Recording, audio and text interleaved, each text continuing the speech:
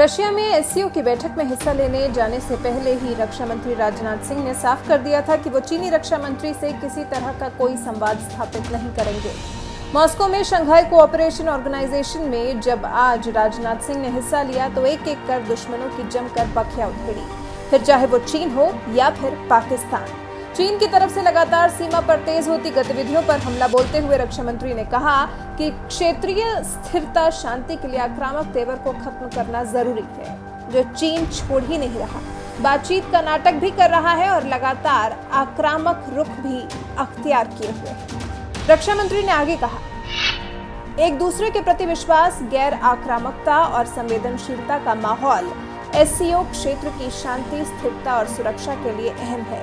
चरमपंथी propaganda से निपटने के लिए और कट्टरवाद को खत्म करने के लिए एंटी टेरर मैकेनिज्म को अपनाया जाना बड़ा फैसला है। सूत्रों से जानकारी ये भी मिली है कि भले राजनाथ सिंह भारत से ही चीनी रक्षा मंत्री से मुलाकात से इनकार करके गए थे, लेकिन चीन के रक्षा मंत्री वेई फेंघे ने अपने समकक्ष भारत के रक्षा मंत्री राजनाथ सिंह के साथ बैठक के लिए समय मांगा है। हालांकि भारत की तरफ से कोई जवाब नहीं दिया गया है। 15 जून के बाद से चीन और भारत के रिश्तों में कड़वाहट है। चीन ने धोखा दिया और भारत ने अपने 20 जवानों को खो दिया।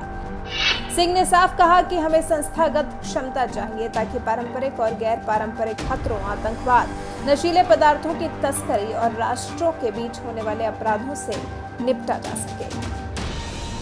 उसके बाद राजनाथ सिंह ने अपने एक और पड़ोसी को निशाने पर लिया, जो आज से नहीं बल्कि चीन से दुश्मनी होने से भी पहले बीते काफी दशकों से भारत का दुश्मन बना बैठा है। बात कर रहे हैं पाकिस्तान की। रक्षा मंत्री ने कहा कि जैसा कि आपको पता है, भारत हर तरीके के आतंकवाद की निंदा करता है और उन लोगों की भी जो इसका समर्थन करते हैं।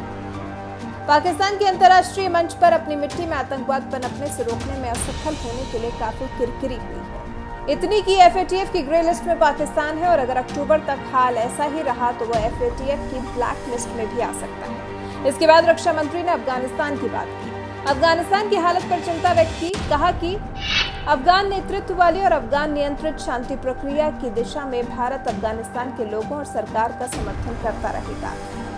खाड़ी के देशों के हालात पर भी चिंतित रक्षा मंत्री ने कहा कि भारत को खाड़ी देशों की चिंता भी है और सभ्यता के साथ लिंक भी। भारत के सभी दोस्तों से सम्मान, संप्रभुता, बिना आंतरिक मुद्दों में दखल दिए बातचीत के जरिए आपसी मतभेदों को सुलझाने की अपील करते हैं। आखिर में भारत के रक्षा मंत्री राजनाथ सिंह ने कहा, मैं इस बात का भरोसा दिलाना चाहता हूं कि भारत वैश्विक सुरक्षा के विकास के लिए प्रतिबद्ध है। ये पारदर्शी, खुला हुआ, सबको शामिल करके नियमों के आधार पर और अंतर्राष्ट्रीय कानून के मूल्यों के साथ होगा। आपको बता दें, रक्षा मंत्री राजनाथ सिंह 3 दिन के रूस के दौरे पर हैं। बैठक में शामिल होने के अलावा भारत और रूस के बीच में अत्याधुनिक हथियार AK-203 राइफल भारत में बनाने के लिए एक बड़े समझौते को अंतिम रूप दिया जा चुका है। आधिकारिक रूसी मीडिया ने इस बात की पुष्टि की है। AK-203 राइफल AK-47 राइफल का नवीनतम और सर्वाधिक उन्नत प्रारूप है। इसके अलावा अभी जानना यह भी अहम है कि अगर चीन के रक्षा मंत्री ने भारत के रक्षा मंत्री राजनाथ सिंह से मिलने की इच्छा व्यक्त की है तो क्या राजनाथ सिंह इसके लिए तैयार होंगे? आपको क्या लगता है? ऐसे वक्त में राजनाथ सिंह का चीनी रक्षा मंत्री से मुलाकात करने का फैसला सही रहेगा या गलत? हमें कमेंट कर अपनी राय जरूर बताएं।